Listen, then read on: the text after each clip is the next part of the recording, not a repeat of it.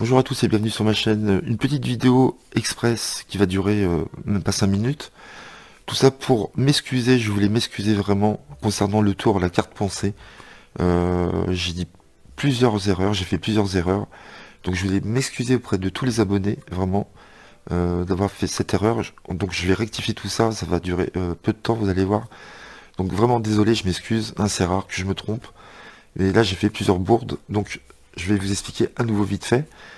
Et vous allez voir que ce tour marche parfaitement avec n'importe quel chiffre entre 1 et 27. Hein. Je vous avais dit que ça ne marche pas avec le 1, le 2 et le 3. Donc ça, c'est pas bon du tout. Et surtout, la distribution. Ça, c'est le plus important. C'est pour ça que ça ne marchait pas. Donc, vous prenez 27 cartes. Vous allez voir que ça marche à tous les coups. Je vous ai dit vraiment plein de bêtises. Hein. Je suis vraiment confus.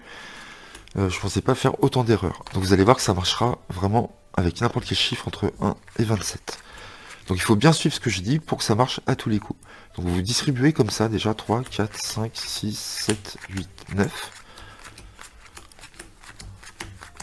Donc le jeu a été mélangé et le spectateur prend 27 cartes au hasard. Et vous faites 3 colonnes de 9 cartes. Okay. Et comme je vous ai dit, rappelez-vous, dans chaque colonne vous avez 9 cartes. Et on va diviser ces 9 cartes en 3 groupes. Vous avez le premier groupe ici, les 3 premières cartes ici. Vous avez le second groupe ici, le 3, le 2 et le 6. Et vous avez le troisième groupe, le valet, l'as et le 4. Et c'est pareil pour les autres colonnes. Ensuite, nous avons la position des colonnes. Ça, c'est la première colonne, seconde colonne, troisième colonne. Et ensuite, la position des cartes. C'est-à-dire que dans chaque groupe de 3 cartes, vous avez, par exemple ici, c'est la première carte du premier groupe. Le 5 de cœur, c'est la seconde carte du premier groupe. Par exemple ici, l'as de carreau, c'est la première carte du troisième groupe. 4 de carreau, deuxième carte du troisième groupe. Ici, nous avons le 8 de carreau, c'est la première carte du deuxième groupe, et le 3 de pique, la deuxième carte du deuxième groupe, ok? Si vous avez compris ça, c'est bon. Donc là, comme je vous ai dit, vous demandez un nombre fétiche à votre spectateur, et il vous dit par exemple, je sais pas, 10 par exemple, vous allez regarder la 10e carte, vous allez compter comme ceci. 1, 2, 3, 4, 5, 6, 7, 8, 9, vous montez ici, et vous faites 10, 11, 12, 13, 14, 15, 16, 17, 18, jusqu'à 27. Donc vous savez que la 10e carte est le 8 de pique. Vous retenez pas du tout la valeur de cette carte. Vous retenez juste la position de cette carte en premier. On va devoir trouver 3 chiffres qui vont nous donner un code secret. Donc premièrement, vous regardez la position de la carte dans le groupe.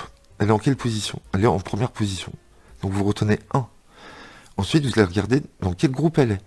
Est-ce qu'elle est dans le premier groupe, deuxième groupe ou troisième groupe? Elle se trouve dans le premier groupe. D'accord? Donc vous retenez encore 1. Vous avez 1 et 1. Et le dernier chiffre, ça va être la colonne. Dans quelle colonne elle est?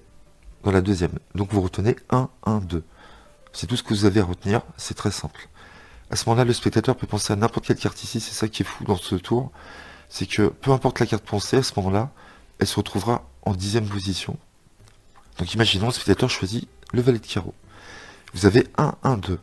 Donc je vais vous expliquer comment bien rassembler les piles à chaque fois. Donc le 1, 1, 2 va nous indiquer dans quel ordre on va ramasser les paquets. On va les mettre les uns sur les autres. Donc vous aurez 1, 2 ou 3. Vous avez 1, 1, 2. Ok.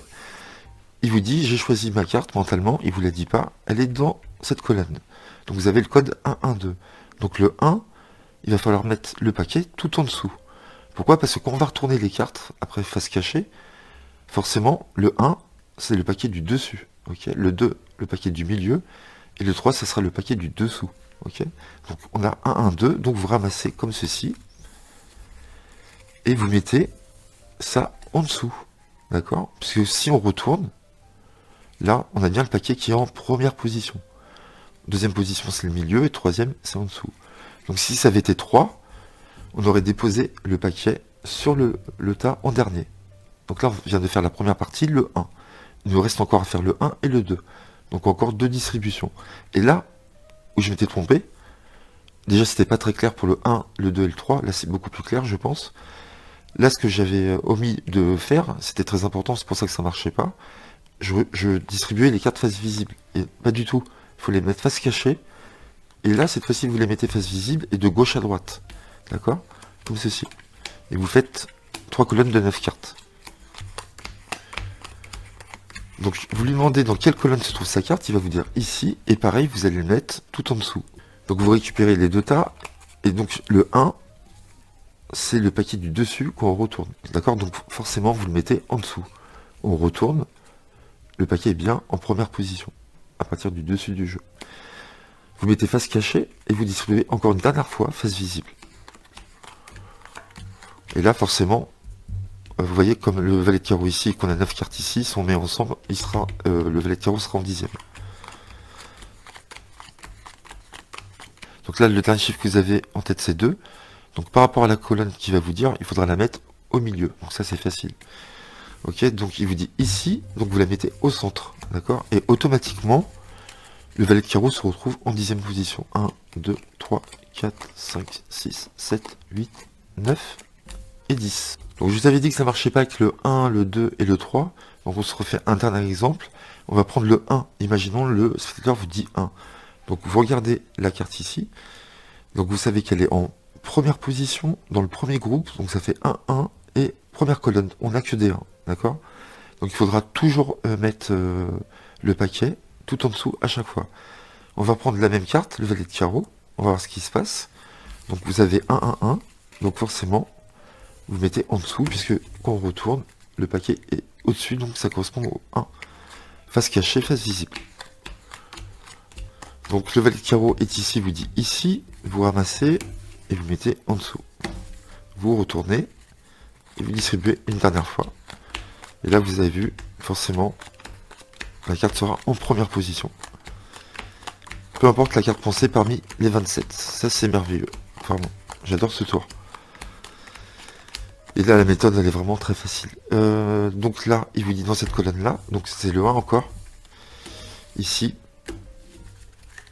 Et donc là, on arrive au moment de la révélation. Vous dites, ce qui serait dingue, c'est que j'ai réussi à placer votre carte pensée par rapport à votre chiffre fétiche qui était le 1. Donc là, vous lui demandez sa carte pensée, il va vous dire le valet de carreau, vous retournez, on compte une carte, on est bien sur le valet de carreau. Donc vous avez vu, ça marche à tous les coups. Il faut bien respecter ce que je dis, et là, je suis sûr de moi, à 100%, il n'y a aucune erreur de ma part.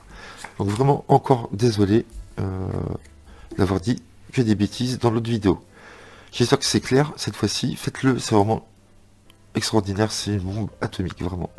Je sais qu'il y en a plein qui n'aiment pas que j'emploie ces termes, mais bon, c'est ma personnalité, c'est comme ça que je parle, je suis désolé. Voilà, je veux pas changer pour faire plaisir à certains. Désolé pour mon vocabulaire. J'espère que vous m'en voudrez pas. Ceci dit, je vous laisse. J'espère que vous avez aimé ce tour. N'hésitez pas à liker, à commenter et à vous abonner. À très bientôt. Merci.